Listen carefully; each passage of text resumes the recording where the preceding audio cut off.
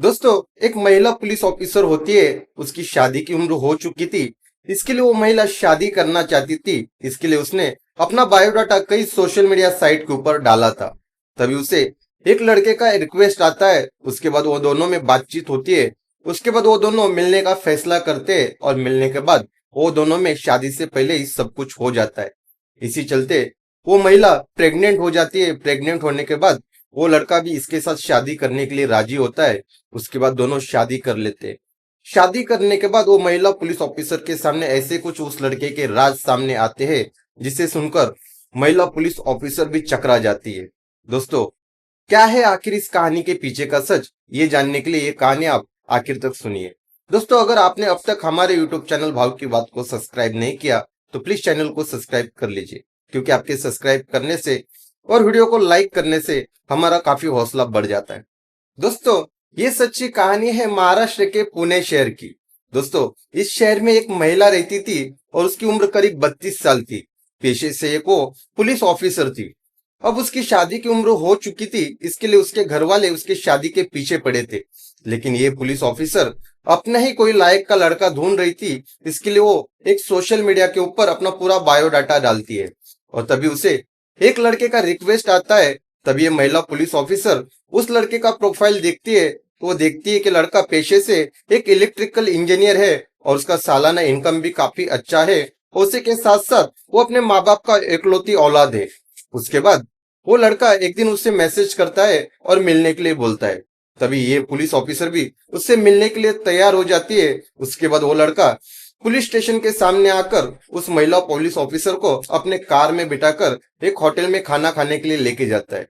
तभी दोनों साथ में खाना खाते हैं। दोनों में बातचीत होती है। दोनों एक दूसरे के बारे में एक दूसरे को बताते हैं और दोनों एक दूसरे को पसंद कर लेते हैं। इसके बाद एक दिन वो लड़का अचानक पुणे शहर आता है और पुणे आने के बाद उस महिला पुलिस ऑफिसर को फोन करके बोलता है कि किसी काम से मैं पुणे शहर आया था और अब मेरा काम हो चुका है। अब मैं जाते जाते आपसे मिलना चाहता हूँ।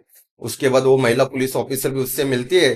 दोनों किसी होटल में खाना खाते हैं। खाना खाने के बाद उन दोनों में थोड़ी बातचीत होती है। तभी वो लड़का उससे बोलता है कि मुझे आपसे प्राइवेसी में मिलना है। तभी वो पुलिस ऑफिसर उसे साफ मना करती है। लेकिन वो लड़का उससे शादी का प्रॉमिस करता है और उसे बोलता है कि वैसे भी हमारी शादी बहुत जल्द हो जाएगी। इसके बाद वो महिला पुलिस ऑफिसर भी उसकी बातों में आ जाती है और दोनों उसी होटल के एक कमरा बुक कर लेते हैं। और जब कमरे में जाने के बाद शादी से पहले ही सब कुछ कर लेते हैं। अब ऐसे ही ये सिलसिला पिछले 3-4 महीने से चल ही रहा था। तभी वो महिला पुलिस ऑफिसर प्रेग्नेंट होती है। उसके बाद वो महिला तुरंत उस लड़के को फोन करके बोलती है कि हमें जल्द से जल्द शादी करनी पड़ेगी, क्योंकि मैं प्रेग्नेंट हो चुकी हूँ। इसके लिए वो लड़का भी शादी के लिए मान जाता है। दोनों पुणे शहर के किसी मंदिर में शादी कर लेते। इसके 1 महीने के बाद ये महिला पुलिस ऑफिसर अपने घर वालों को इस शादी के बारे में बताती है। तभी उसके घर वाले इस लड़के से मिलते हैं और उसे बोलते हैं, अब तुमने शादी कर ही ली है, लेकिन हम लोग चाहते हैं कि तुम्हारे घर के भी सब लोग आए और हमारे यहाँ से भी रिश्तेदार होंगे। हम चाहते हैं कि ये शादी अब सार्वजनिक तरीके से हो। इसके बाद ये लड़का भी उस शादी के लिए मान जाता है। दोनों तरफ के रिश्तेदार आ जाते हैं और इन दोनों की शादी शिरडी में हो जाती है। शादी होने के बाद कुछ दिन तो बहुत अच्छे से चलता है, लेकिन थोड़े दिनों के बाद ही ये लड़का अपनी पत्नी को पैसे के लिए परेशान करना चालू करता है। लेकिन ये महिला पुलिस वाली होने के कारण उसे शक होता है कि इसको तो अच्छा पगार है, इसका सालाना पैकेज भी अच्छा है, तो ये मेरे पगार के पीछे क्यों पड़ा रहता है, मेरे से क्यों पैसा मांगता है। इसके बाद ये महिला पुलिस ऑफिसर उस लड़की की थोड़ी जानकारी निकालती है तो उसे पता चलता है कि ये लड़का कोई इलेक्ट्रिकल इंजीनियर नहीं है, बल्कि ये कुछ भी काम धंधा नहीं करता है। ये सच जानने के बाद वो महिला इस लड़के के साथ काफी झगड़ा करती है। उसके बाद उसे छोड़ने की धमकी देती है। उसके बाद ये लड़का उसे जो शादी से पहले ये लोग मिले थे और होटल के कमरे में संबंध बनाए थे, वो सारे वीडियो क्लिप इस लड़के ने रिकॉर्ड किए थे। उसके बाद ये लड़का उस महिला पुलिस ऑफिसर को वो सब वीडियो दिखाता है, उसे धमकाता है, अगर तुमने कुछ भी किया या मुझे छोड़ने की बात की तो ये सारे वीडियो मैं सोशल मीडिया के ऊपर अपलोड कर दूंगा। लेकिन वो महिला बहुत बहादुर थी। उसी दिन वो पुलिस स्टेशन आ जाती है और अपने पति के खिलाफ कंप्लेंट दर्ज करा लेती है। इसके बाद इस मामले को पुलिस भी काफी गंभीरता से लेती है और इसके बाद उस महिला पुलिस ऑफिसर के पति को तुरंत गिरफ्तार कर लिया जाता है। अब उसके ऊपर कोर्ट में मुकदमा चालू है।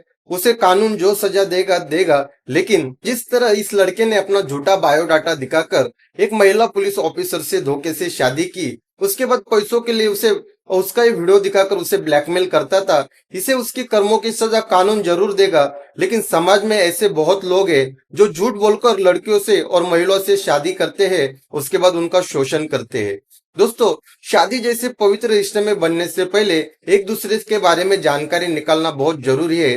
तभी इन जैसे अपराधियों के ऊपर, उनके अपराध के ऊपर हम लोग रोक लगा सकते हैं। दोस्तों, ये कहानी सुनाने के पीछे का मकसद किसी की भी भावनाओं को ठेस पहुंचाना नहीं है, बल्कि हर कहानी से आपको कुछ ना कुछ सीखने मिले और जो समाज में हो रहा है वही बताने का काम हम करते हैं।